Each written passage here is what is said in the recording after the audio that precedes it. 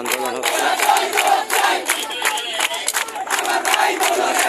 মুখ্যমন্ত্রী রাস্তায় বসে গেছে, সবাই আজকের আন্দোলন কোটার চলছে একদম জোরালো হবে ইনশাল্লাহ। রাস্তা অবরোধ করে বসে আছে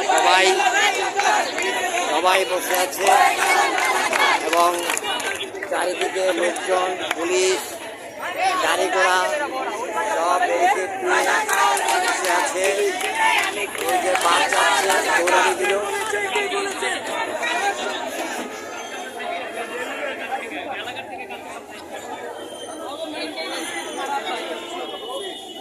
সবাই আন্দোলন মুখর। আমরা সরকারের সমাধান চাই। সরকার পদক্ষেপ নেওয়ার জন্য বিশেষভাবে অনুরোধ করছি। আসসালামু আলাইকুম। সাজ্জাদুর রহমান বাদল, আফসার টেলিভিশন।